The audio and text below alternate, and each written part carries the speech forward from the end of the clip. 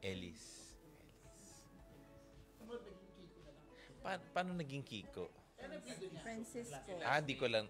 Kasi sa last name. Bakit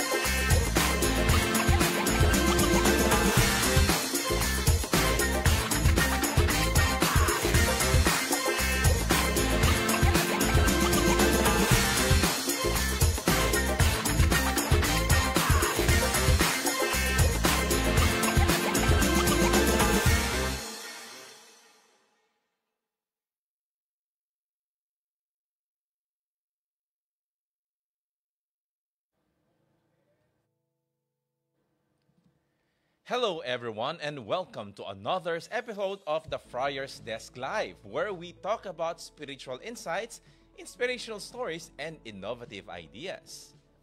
It's the time of the year again when all Thomasians, students, and alumni alike are gathered once more to celebrate the season of merrymaking, the season of gift-giving, and the season of Christmas, the Thomasian way. And we are blessed to have here with us our panel for today.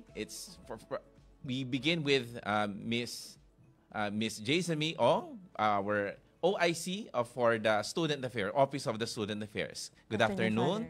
Good afternoon po. And Sir Benjan Espares, our CCM Assistant Director. Afternoon, Father. Good afternoon.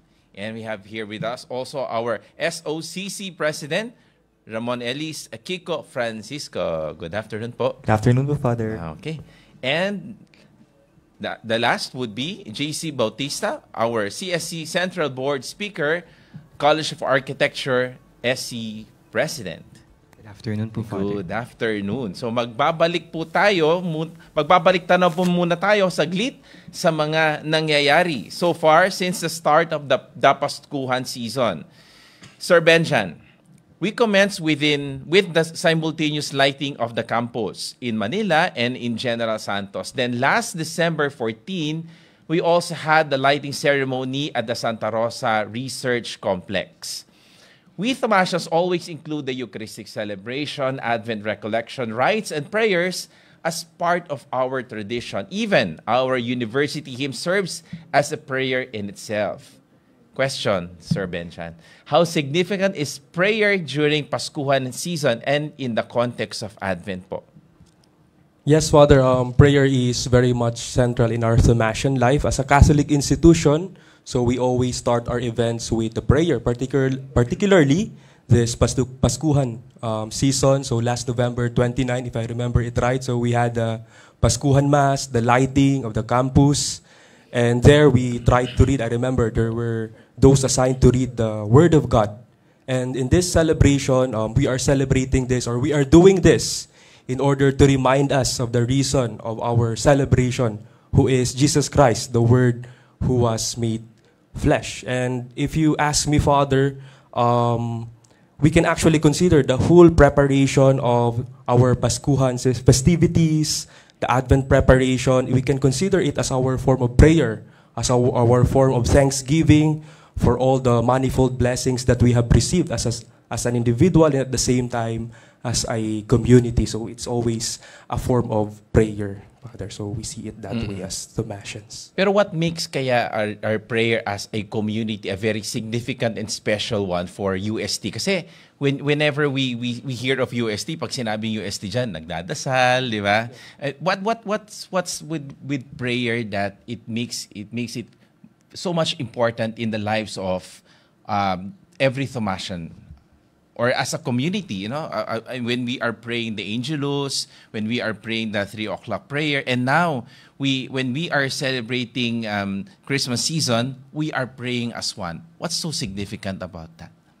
Well, I think this promotes, Father, our sense of community. So every time we pray, we stop. I think it has been a practice of Catholic institutions. Every time the 3 o'clock prayer is being played or the Angelus, so all of us would try to stop what we are doing and try to pray all this. And I think this is a good practice for us.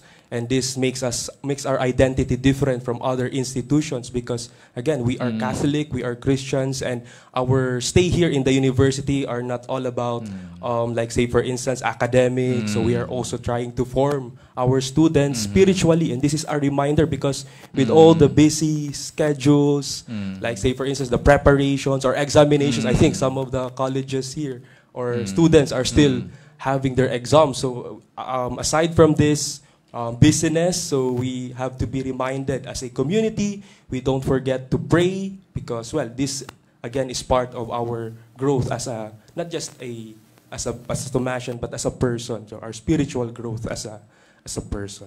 Later on, we will be discussing kasi siguro we could also discuss now.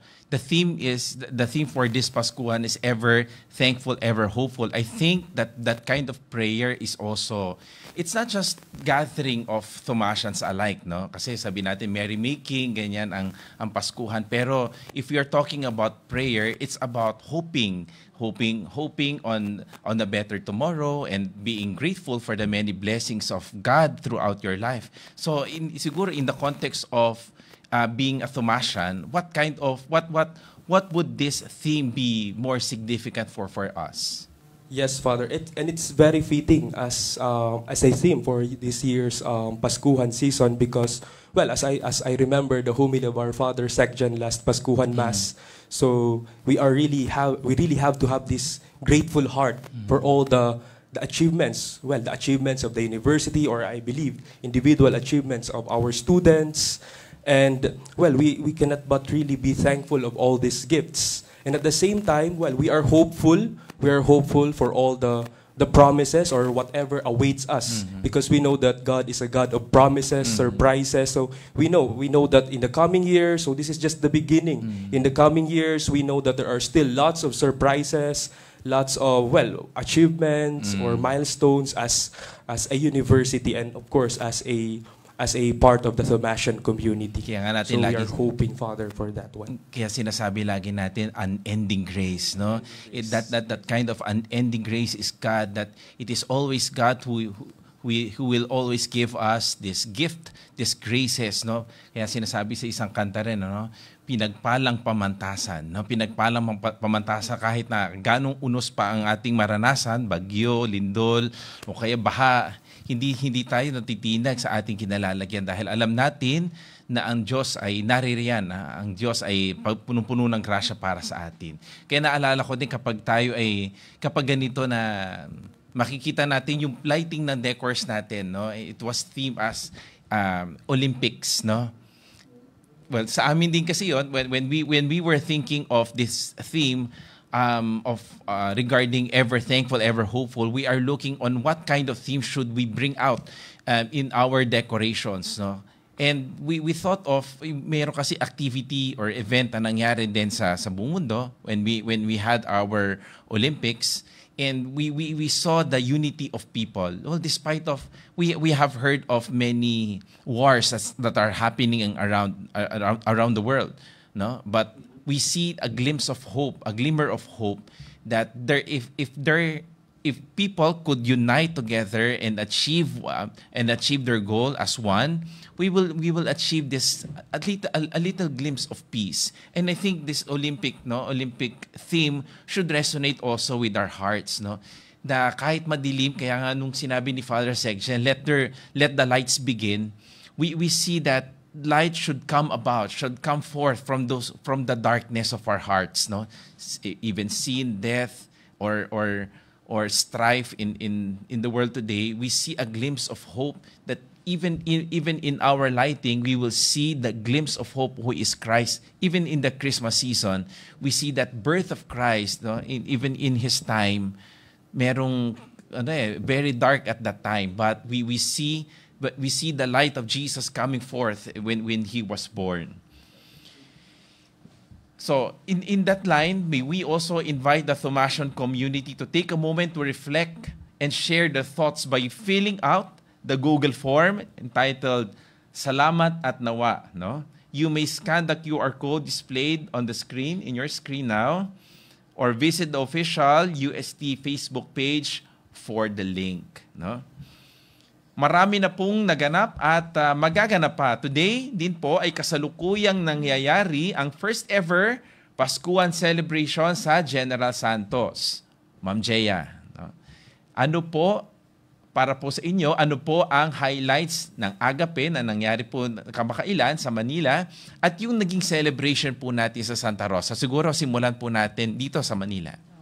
So last Friday, very meaningful, Father, ang nangyari last Friday.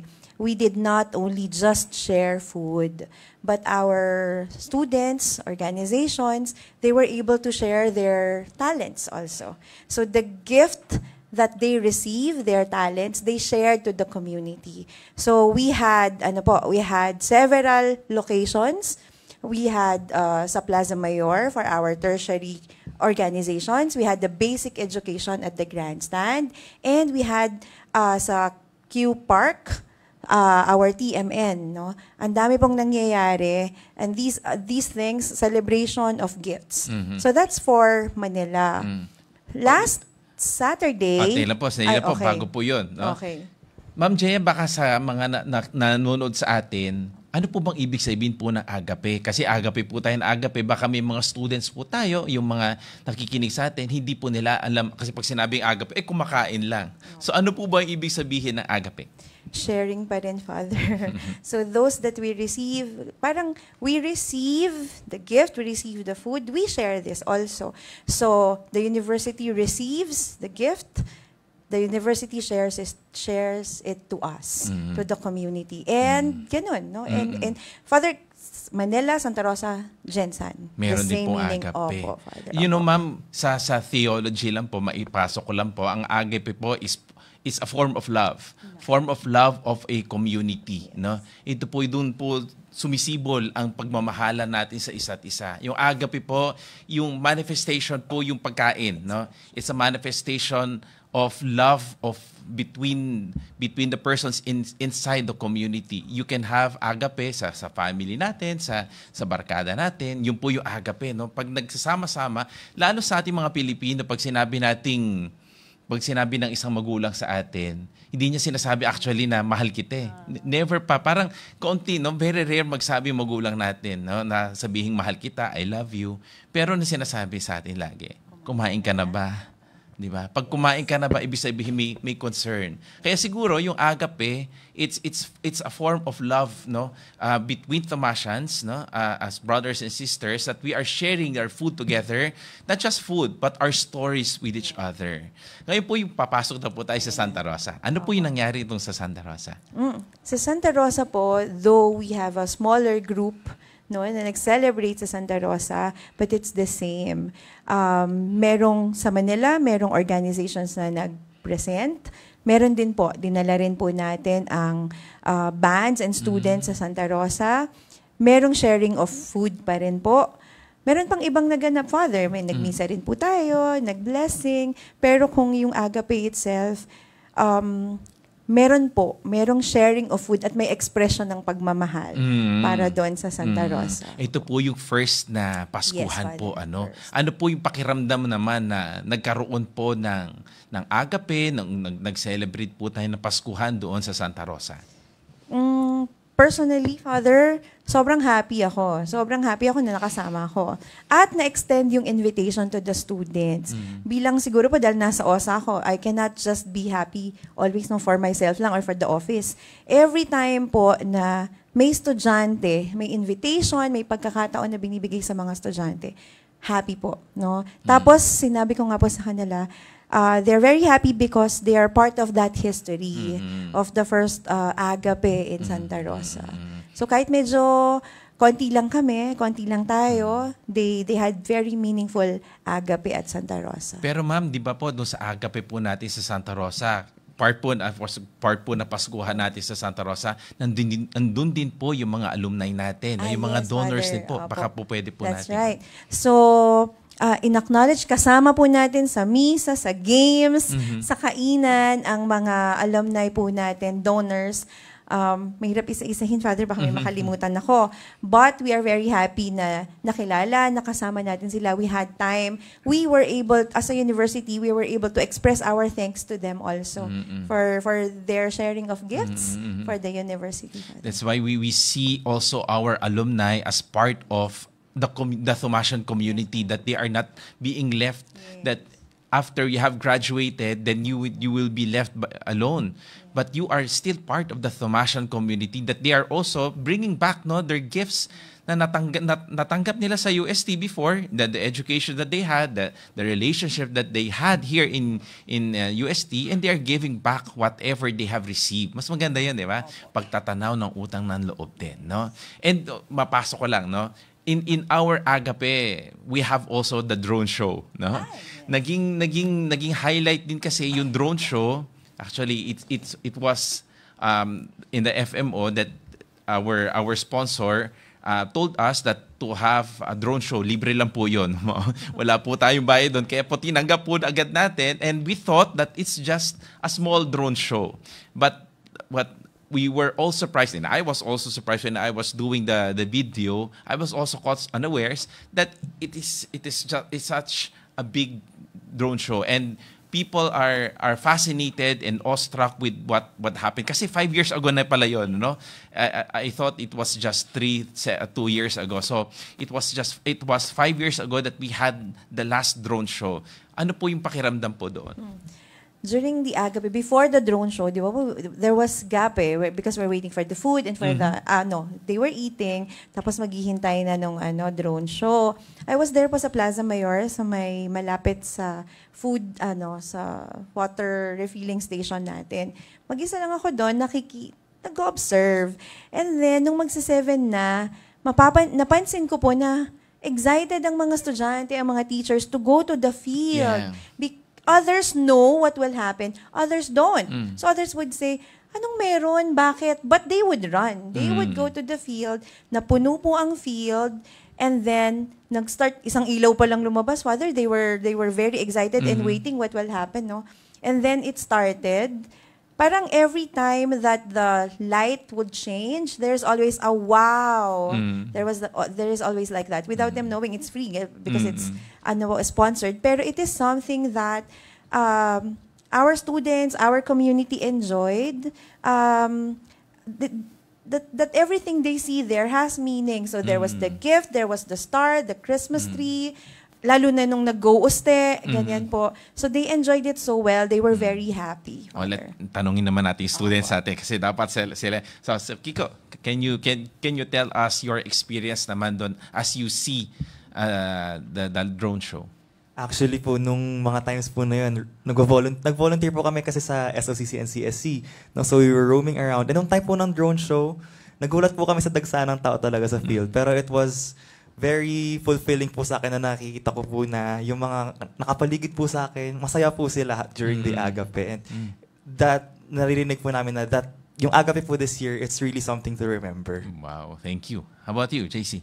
Fortunately enough po, the College of Architecture along with the publishing house was assigned Food Station 2, which is nasa UST open field din po. So we were actually seeing the drones up close po talaga. And we were, as you said nga po, Father, we were very awestruck po with what we saw. And yung variety po of the designs and yung mga illustrations po and yung parang animations po kumbaga ng drone, kung paano po sila gumagalaw.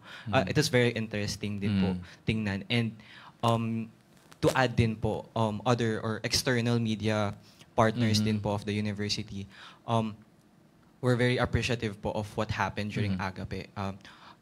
Displaying din po yung mga photos po nila that they took po during Agape po on their media outlets po online. Okay, thanks, JC. How about you, Benjan? Sir Benjan? Yes, Father. Actually, after we restored the materials used during the Mass, so we tried to roam around the university, and we've seen many students, they're really enjoying, and it's really a good sight po to see students that I believe that they will really remember this year's the event that we had last time. Kaya siguro pataas ang pressure sa atin, ano? So may next year we have our Agape, maybe they will be expecting another one, but let's see, no? Let's see. We were talking about some updates of the Paskuhan season, no? We continue with our discussion, pero naihulog nyo na ba ang mga raffle tickets ninyo para sa Paskuhan raffle? Kung hindi pa, you can still drop your filled-out tickets until December 19, Thursday. Oh? Hanggang December 19. Kailan ba yun? Bukas na pala. No? 7 p.m. Until 7 p.m. And you may purchase your tickets at the designated booth at the Plaza Mayor. No? Beside the tiger statue or at the UST store at the ground floor lobby of the Quadricentennial Pavilion. Okay, so we continue with our discussion with Kiko and JC, no? Bukod sa raffle, ano pa ba ang mangyayari this December 20 sa ating Paskuhan season? Siguro we could start with JC. Yeah. On December 20 po, organized po by the Central Student Council in coordination po with the Office for Student Affairs. We have what we call the Marathon po, which is the 2024 Paskuhan Fairgrounds po.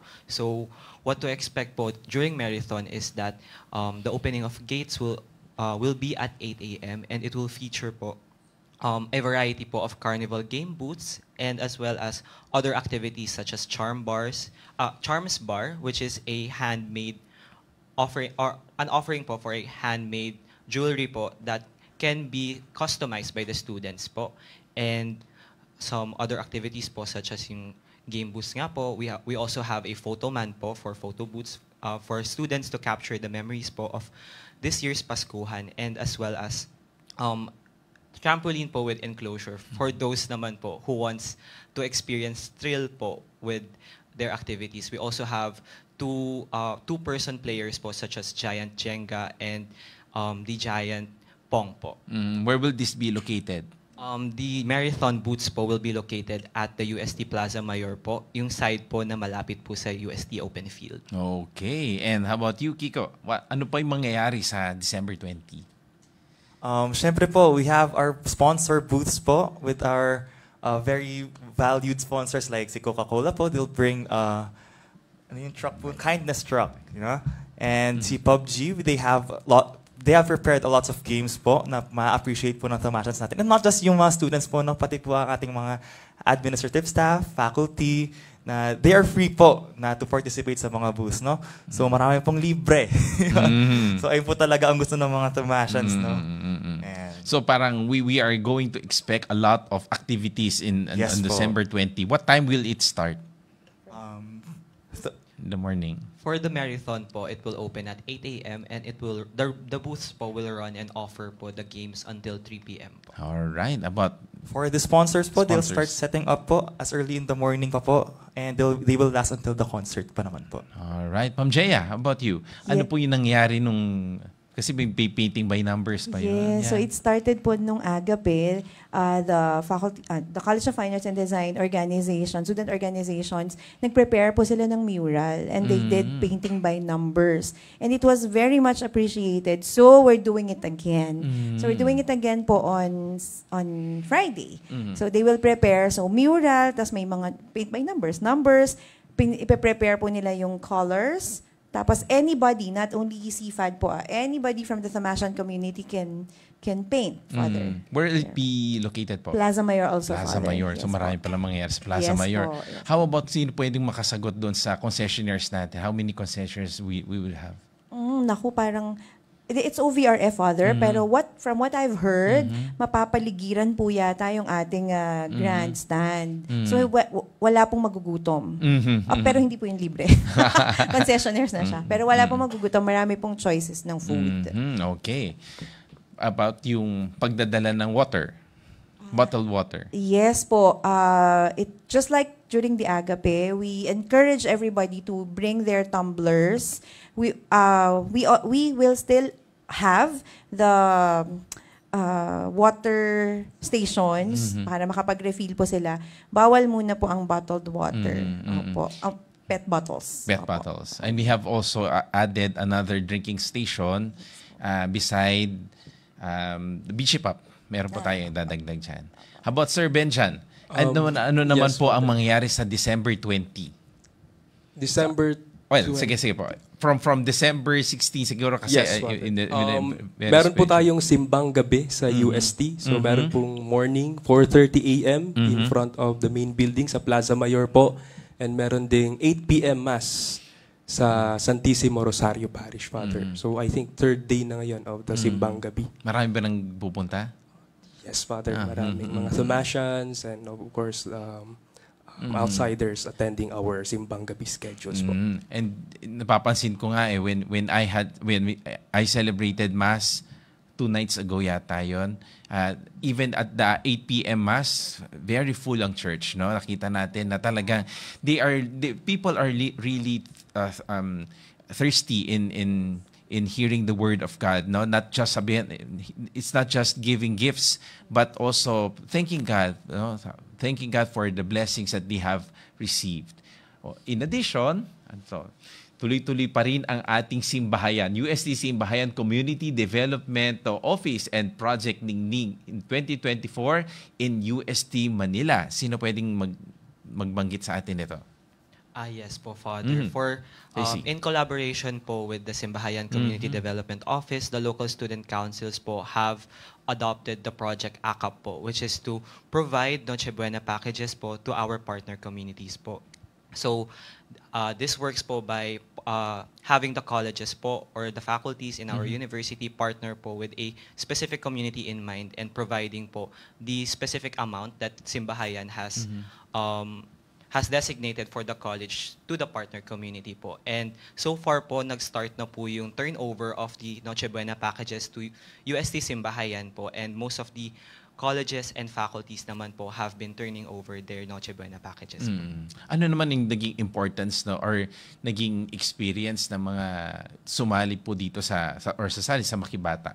Ano yung what's so significant on giving our gifts to our Simbahayan communities? Why are we doing it in the first place? Yes po. Siguro po in relation to the theme of our Paskuhan season, ever thankful and ever hopeful, we also would like to extend our gratitude and our love or our agape to our partner communities as well, not just the community in UST Manila po. And also this does not only include po yung mga current members po of the academic units. This can also be extended po to the alumni as well as the non-academic and academic staff who are part of the academic units po. You know, the word Paskuhan, yung term Paskuhan, hindi lang sa UST na actually, no? Maririnig mo na ang Paskuhan in different parts of the country because they see the value of having this Paskuhan in their own communities as well. Na it's not just merrymaking again, no? But also our extending our resources to other people who might need of our help or our assistance, no? And yes, katatapos lang din po na kahapon ng Makibata sa UST General Santos. Marami po tayong sector-specific Paskuhan community gift-giving efforts. The spirit of Paskuhan illuminates through these community gift-giving efforts that reflect our gratitude and commitment to bring hope and joy to others this season. So ito na siguro, no? Mayroon na ito na yung artist reveal natin, no? So Kiko, ito yung hinihintay ng ating mga students, no?